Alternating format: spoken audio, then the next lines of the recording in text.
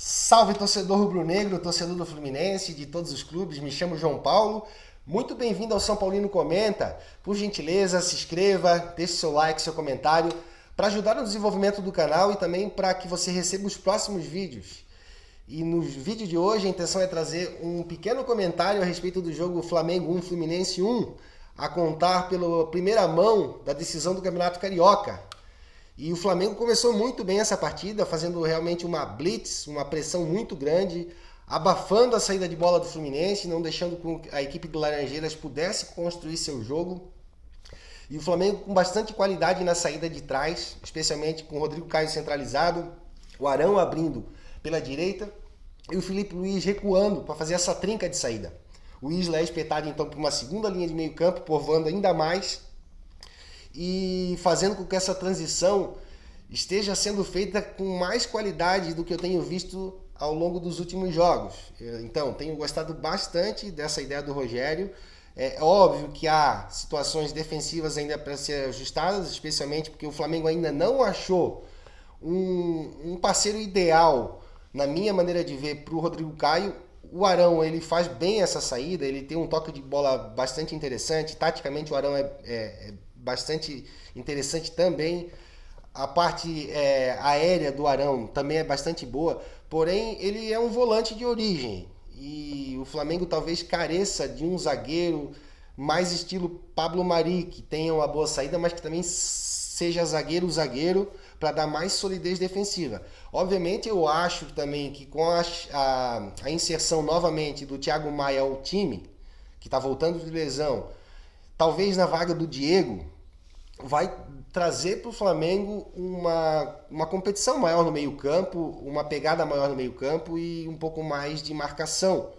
Eu acredito que talvez essa seja uma linha de raciocínio bastante interessante, porque eu gosto bastante do Thiago Maia e é óbvio que a gente precisa ver também como ele volta de lesão depois de tanto tempo, mas eu acredito sim que o Diego vai passar a ser uma peça de reposição, uma peça de intercalagem bastante interessante nesse elenco, porque o Flamengo vai ganhar mais uma peça bastante interessante.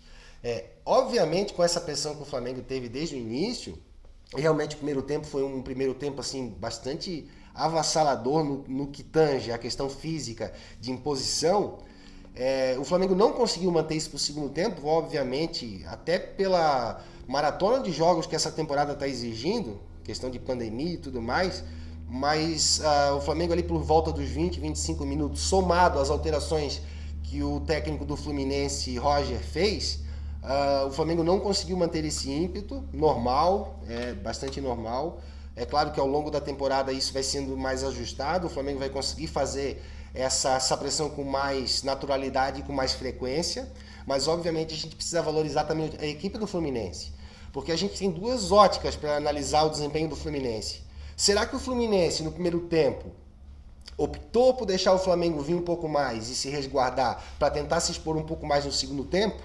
Ou foi o Flamengo que pressionou tanto o Fluminense que o Fluminense não conseguiu sair nesse primeiro tempo? Então, essa é uma pergunta que eu deixo para vocês, até gostaria como forma de curiosidade mesmo, saber o que vocês pensam a respeito disso. Porque claramente, assim, enquanto tinha o Fred no ataque do Fluminense, olha que o Fred começou a temporada magistralmente, e o Fred é um jogador meio que único, assim, se você vê, cavocar os camisas 9 no Brasil hoje, poucos jogadores têm a característica do Fred, aquele centroavante mais clássico, finalizador, que não pode bobear na pequena área. Então o Fred começou muito bem essa temporada e o Fluminense tem um grande centroavante, mas na partida de ontem a impressão que me deu é que muita dificuldade em parar a bola na frente o Fluminense teve, muita pouca mobilidade. E isso se reverteu com as mudanças. Então, quando o Roger tira o Fred e coloca o Abel Hernandes, e tirou o Kaique, e tirou o Gabriel, e colocou Caio Paulista e o Luiz Henrique, o Fluminense passou a levar muito mais perigo, muito mais incisivo, muito mais envolvente, e aí começou a trazer dificuldade para o Flamengo, e isso trouxe um empate e até outras situações de bastante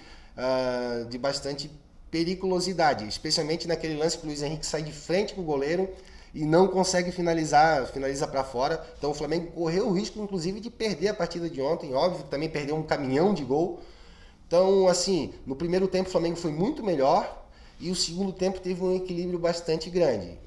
Se o resultado do jogo foi justo ou não, não vou entrar tanto no mérito, mas é preciso valorizar também a equipe do Fluminense, que está num grupo da Libertadores dificílimo, com duas equipes colombianas de bastante qualidade e com o River Plate, e já está classificado. Então o Fluminense é bastante interessante. Eu gosto muito do Iago, é um jogador que briga, que sai jogando muito bem. O sistema defensivo do Fluminense, a dupla de zaga é muito boa. O Campeonato Brasileiro do Lucas Claro, o ano passado foi espetacular. O Nino é zagueiro de seleção olímpica. Eu só confesso para vocês que eu não gosto, realmente é de mim, assim, é algo pessoal. Não gosto do Egídio, nunca gostei do Egídio como lateral. Eu acho que o Egídio faz bobagem demais, mas né, isso é uma opinião minha e acho que seria um ponto a ser melhorado nesse Fluminense.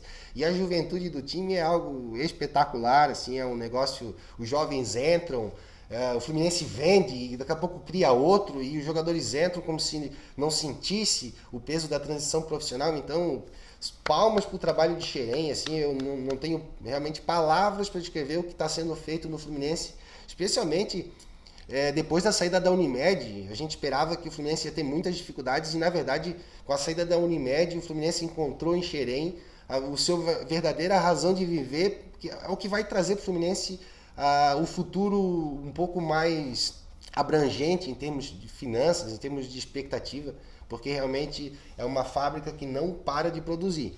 Vou dar um outro exemplo da produção de Xerém. O Marcos Felipe, goleiro que hoje tem 25 anos, ele é de 96, e essa categoria de 96 da seleção brasileira, lá atrás, seleção sub-17, sub-20, eu acompanhei com bastante frequência, é a geração do Bosquilha, é a geração do Evandro, que jogou no São Paulo, jogou no próprio Fluminense. O Marcos Felipe é esse goleiro dessa seleção. Ele era um monstro na seleção de base até os 20 anos. Ele era um monstro, é um dos goleiros dos últimos anos aí que apareceu em seleção de base com maior destaque. E ele, até então, ele não vinha se firmando na equipe principal do Fluminense até essas últimas temporadas, e especialmente nessa última, né? E eu gosto bastante desse goleiro também, acho que ele tem um crescimento bastante grande pela frente, se levar em conta que o goleiro, a partir dos 25, começa a amadurecer bastante.